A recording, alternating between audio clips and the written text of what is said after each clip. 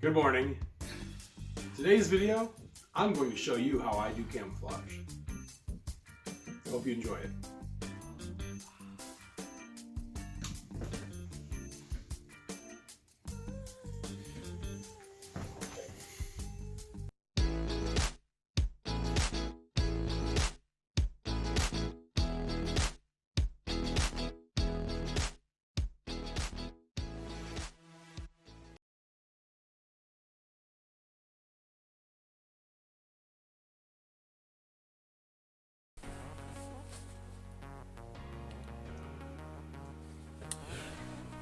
Hey everyone, this is Scott from Phoenix Painting. Gonna show you how I make some of my camouflage. I know a couple people on the Facebook page, excuse me, had messaged me, and also on some other, pages that I had posted some of my work were asking me how I did this.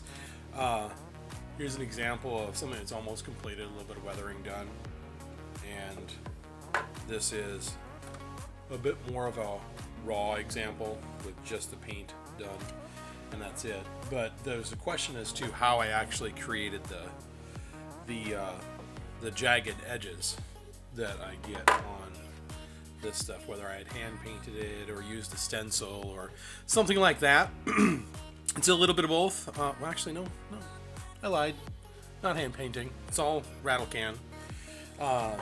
Just to go over a couple of the products that I use. First, I start off with a flat black primer from Rustoleum. Not the Paint Plus primer, just the straight primer. That's it.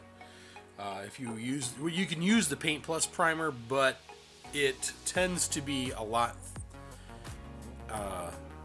It throws a much thicker coat on it, and that's something you don't really want to do. Is you don't want to muddy up all the little details and everything in your cool miniatures, whether it's Games Workshop, Forge World, or any one of 700,000 different miniature makers. They put those details in there to enhance their product. They don't want to cover it up by crappy primer. But if you just use the primer only, Rustoleum brand, that is what I use, and I never have any issues with any of the details getting covered up. This is the flat white version of it. This was based in black, mostly because I like the shadows that it creates, and it's better than having gray plastic shine through. I did a first coat with this stuff right here, non-reflective ultra flat Rustoleum Camouflage Green, light green. There's no like color name on it, but if you Army Green, look at that right there, so you can see it. It's really good, a nice flat finish. The things that will need some shine on them, we can go over later with gloss medium using a brush, like the lenses, little targeting lenses right there. But this is just to get the camouflage down. Now, after we get all the shapes that we want on here, then I'll be going over it with this. Deep Forest Green. Same brand, Rustoleum Camouflage, ultra flat color, non-reflective finish stuff. Super cheap too. No reason to spend $15 for a can of spray paint when you can get it for $3 or $4 at your local. Well, I use Menards, but I guess it depends on where you're shopping. All I'm going to do is take some of this tape here, and this is just nothing special. No painter's tape or anything crazy like that. You don't need to go spending $1,000 on all kinds of like fancy materials. In fact, the painter's tape sometimes doesn't tear nearly as well as this just generic masking tape. I don't know how it's different, but it just tears slightly different. And you want something that's going to tear relatively unclean. So that's how I get it started. This flat edge you can use on areas where the edge doesn't matter, but just takes a little bit of time and a little bit of patience. You see how I work it back and forth a little bit, just to make a nice non-straight edge, like that.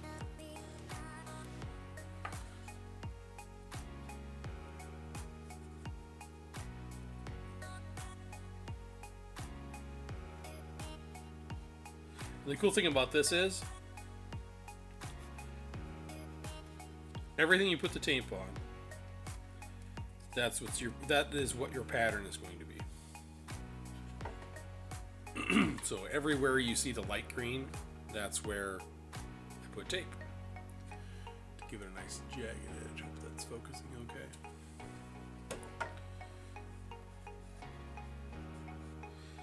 And you'll always run into little things like this right here. Little things like this. See how it's going to be a little hard to get in there? You can either use your fingernail, you could use the business or the non-business end of a paintbrush. If you're careful, I always have a bunch of these on hand. Way cheaper than a hobby knife, does the same job.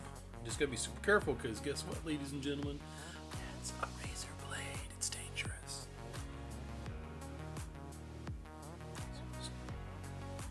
Tappy tap tap. Safety tip: always close these 100% of the time.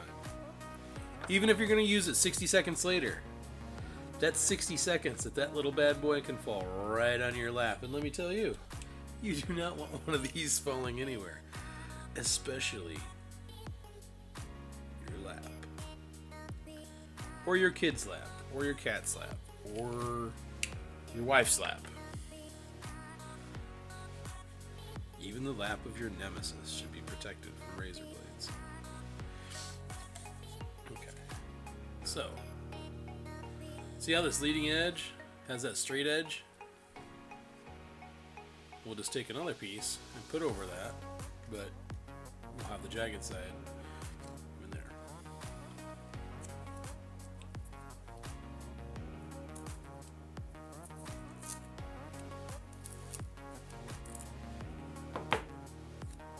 This is tedious, so I'll probably speed this up a little bit.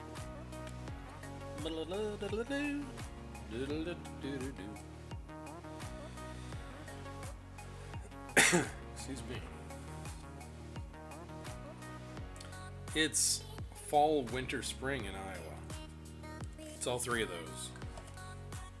I catch colds easy because I'm fragile. Excuse the cat hair. Good lord, it's ubiquitous. I say fall, winter, spring because it's early January and I just had like a 60-degree day, which is unheard of in the Midwest.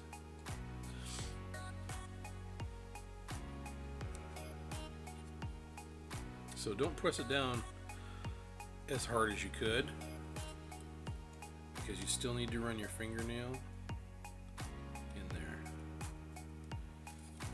If you're doing a larger area, like if I put it right here, you wouldn't need to run your fingernail through the entire thing, just where it meets, where it's on the edge there.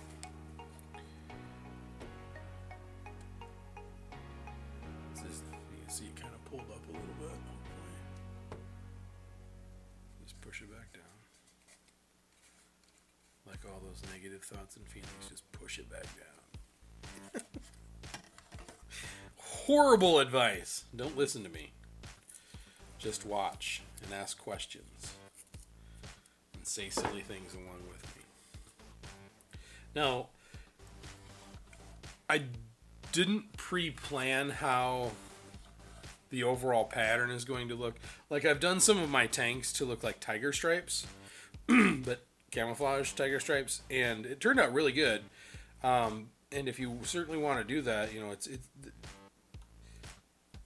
just make your imagination a reality. Just, you know, see it in your head, see it online, so what somebody else has already done, and put your own spin on it. Or, you know, look at real military vehicles and see how they've done the camouflage. Obviously, you know, they're going to use not what is appealing, but what actually works to camouflage. And it is a little bit silly, I guess, to put some type of camouflage on a flyer that, you know, drops down from orbit or whatever. But I just want to keep a theme with this army that I'm doing. Alright, so always keep in mind, and I know I've said it earlier and I don't mean to harp, but wherever you put that tape, that's where the lighter color is going to show through. And you don't have to use these colors. This is just what I'm doing right now. You can use anything. Black and red, tans. You could do a series of tans. So like, say for instance, or a series of other colors. So say for instance, we go ahead and spray this one color. You can create overlapping and multiple patterns by using different layers of paint in between, or different layers of tape in between paint layers. And it does a really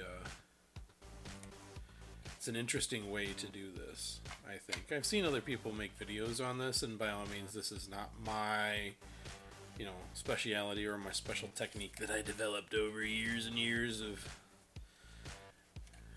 miniature painting. But I couldn't tell you where I learned it from. I think it goes back to when I painted remote control car bodies on the regular for people, and you have to look at masking completely different because you're painting the inside of the body, but you know, it's exactly the opposite. So see how I'm working it back and forth to create an interesting pattern. Because I really like the super jaggedy, the more, I guess, I don't know what the term would be, like variegations in the edge, like a plant has variegated leaves, as opposed to just a straight one. Straight ones are fine, but I just like a lot of variety in my the way I do things with this. Now I am going to purposefully stay away from all these ridiculously large nuts and bolts because I don't want to have to fight going into each and every single one. So like I did here a little bit, I did here a little bit, but and you certainly don't have to avoid them, but it's just, you know, it's the hyper laziness that I suffer from. I do things more efficiently, not because I want to do things more efficiently. I do things more efficiently because I don't want to work hard at something that I don't want to do. So I guess efficiency through laziness. Live the slack, I guess. All hail Bob. Now, we'll get to this underside in just a little bit here. Where do I use this at? Well, he's not wanting that. Diet starts Monday. Back off, I'm starving. Yeah. Poor Chris.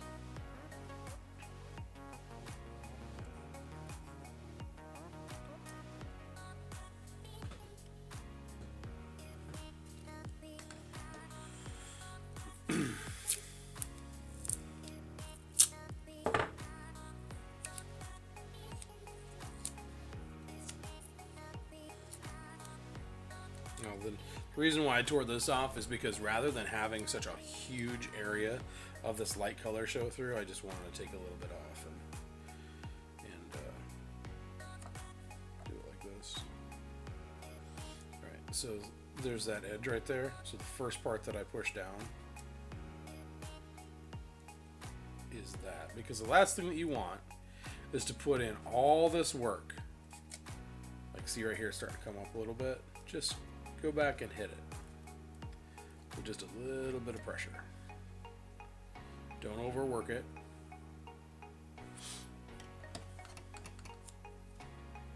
Harder, faster, stronger is not a mantra in the hobby world.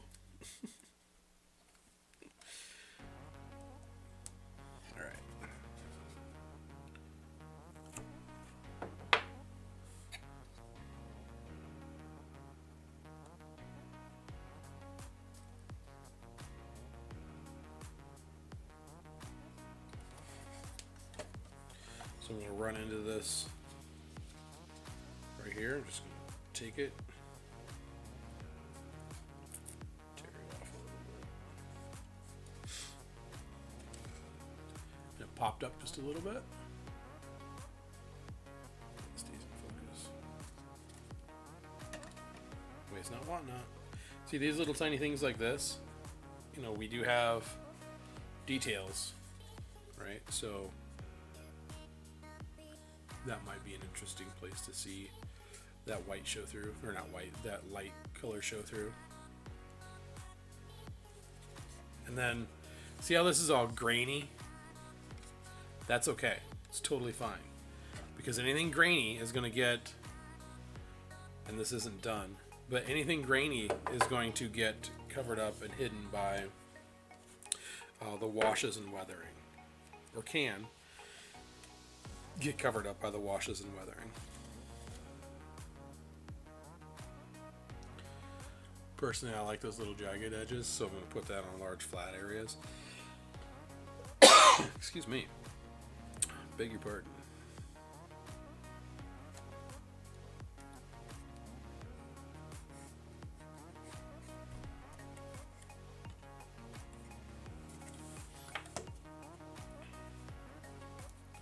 And the cool thing about this is if you end up with too much of the light color showing through, like you overdid it, you put way too much tape on it, that's perfectly fine because you can always repaint it.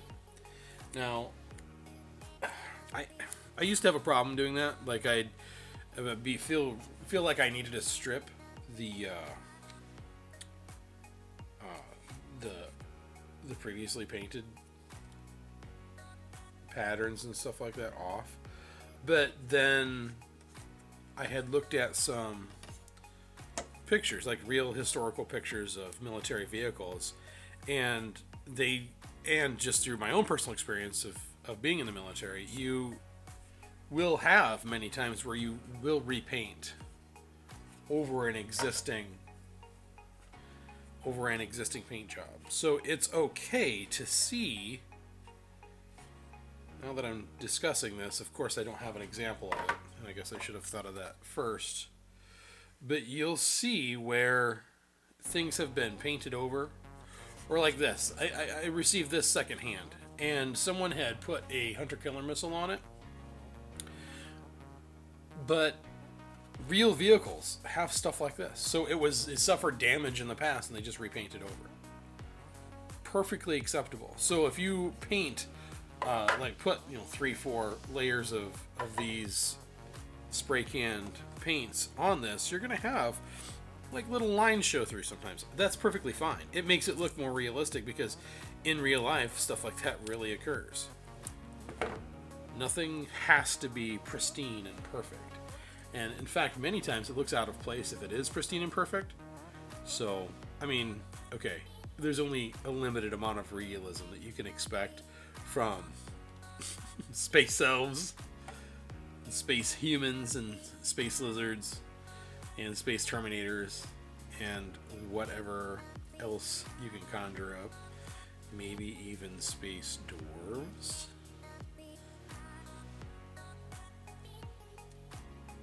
Squats, rest in peace. There's only so much realism you can expect from stuff like this, but it's just like a movie. Suspension of disbelief only goes so far, and once you cross that line, it's kind of hard to not imagine that you're just a grown human being playing with little plastic toys on the table.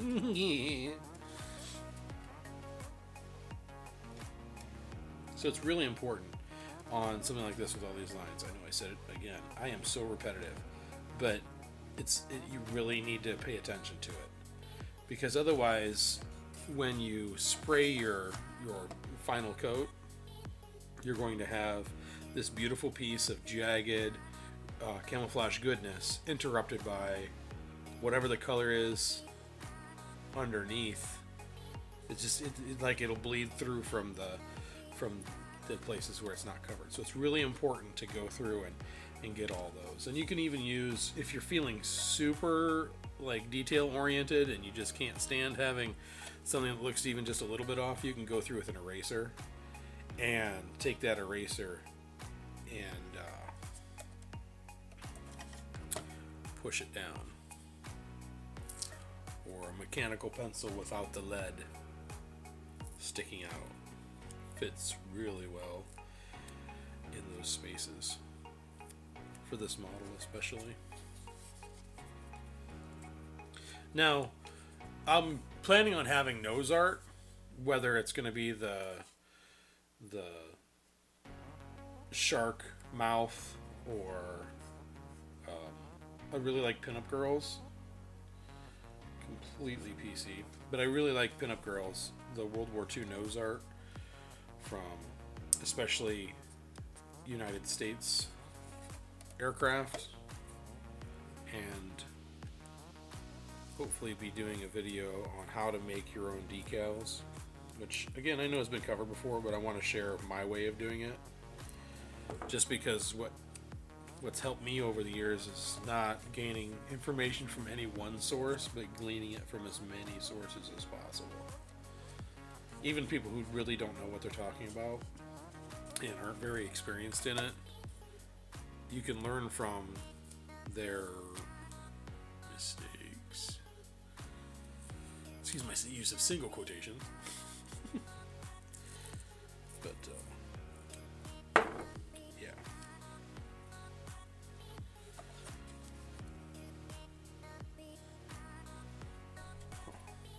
Here, we're gonna put this one. Oh, Gray Mary is what she used to be.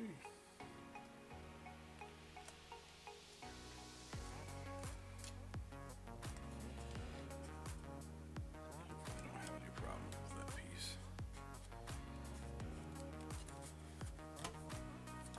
Oh, also, I sprayed black on the inside of these. Mostly just because I don't want to take the time to paint the detail of the cockpit, because it's not something that really a whole lot of people look at.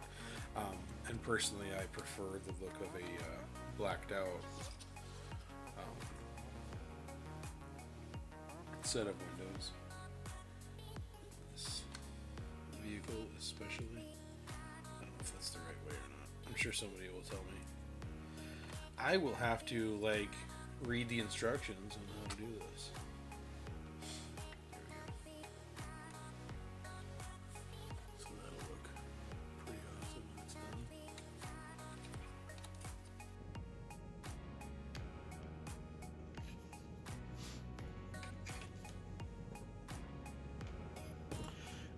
So, long story short, messed up, ran out of battery on one of my cameras, and I always hear people say that, and I'm always like, oh, it's not gonna happen to me. It did. So I lost some stuff. Anyway, I went ahead, check out the pictures that are on the video. That's what it looks like when you spray it with the dark green, and then all you have to do is just wait for it to dry. I let it dry for about an hour, just, to make sure that it's actually dry. And then you just go through and pick off every single little piece of masking tape that you put on it. And this is what it looks like in the end. It's pretty cool. Anyway, if you have any questions, concerns, anything like that, certainly feel free. Message me on Facebook at Phoenix Painting or Instagram at Phoenix Painting Iowa. Of course, also on the video, that's awesome. Like, share, and subscribe. Normal YouTube pouring myself out stuff. Excuse the language. Yeah, please let me know what you like, what you don't like, and keep a lookout for some new videos. Have a great day.